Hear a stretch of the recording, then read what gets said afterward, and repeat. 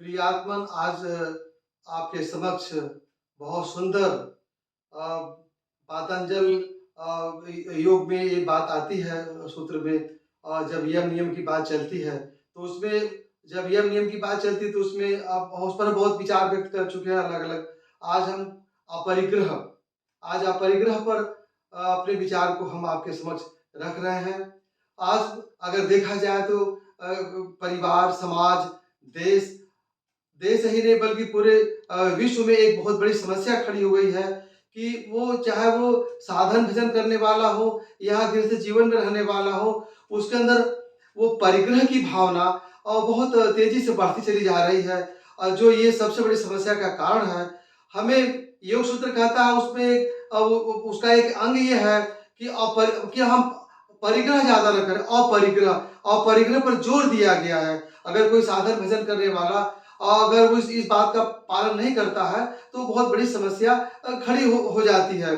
आज जैसे मनुष्य के जीवन में रोटी, कपड़ा, मकान का बहुत बड़ा महत्व है, लेकिन आज अगर देखा जाए तो पूरे संसार में वो एक अगर परिग्रह को संग्रह करना और अपरिग्रह को इससे दूर रहना अगर सरलतम भाषा में इसको कहा जाए तो ये है कि हम संग्रह की भावना से ज़्यादा न युक्त हो, हमारे अंदर अपरिग्रह की भावना हो। हम जितने में हमारी आवश्यकता की पूर्ति हो, उतने में हम खुश रहने का प्रयास करें। या हम कबीरदास जी को वो यहाँ पर उनके विचार को कहने में वो ज़्यादा उस इस यहाँ पर ये बात को सारगर्भ में समझता हूँ कि साईं इतना दीजिए जामे कुटुम्ब समाए, मैं भी भूखा ना रहूं और साधु न भूखा जाए। आज संसार में जैसे किसी के पास वो कोई रहने वाला नहीं, लेकिन उसके पास हजारों कमरे हैं। किसी के पास खाने वाला कोई नहीं है, उसके पास अन्न का भंडार भरा पड़ा है। किसी के पास वो वस्त्र की आवश्यकता, लेकिन वस्त्र का भंडार भरा पड़ा है। तो संसार में एक होड़ सी लगी है। तो इस सूत्र से हमको ये यहाँ पर ध्यान देना है, हमें अपरिग्रह की भावना को अपने अंदर ज़्यादा से ज़्यादा वो रखनी है और हम किसी चीज़ को होड़ करने में न लगे।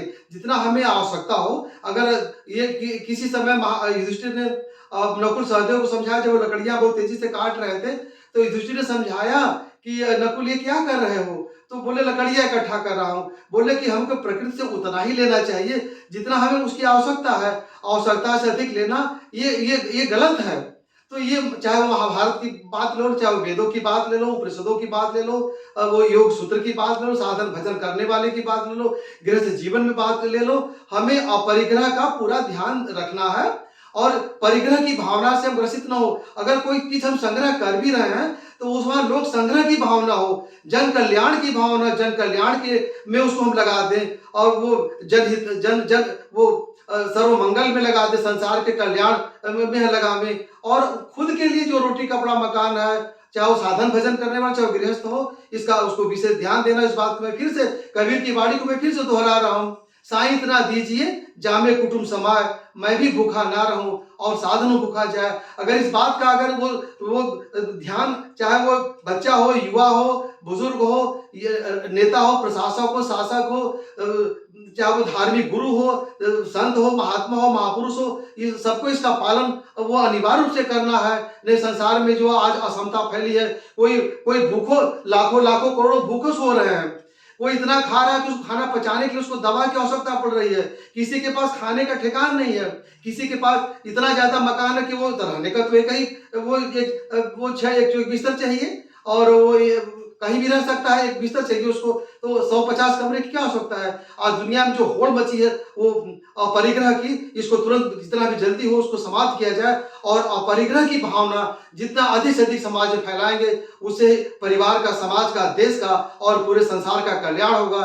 अब आगे आपकी विस्तार में और सी बहुत सी बातें बताएंगे और आज इतना ही। धन्यवाद।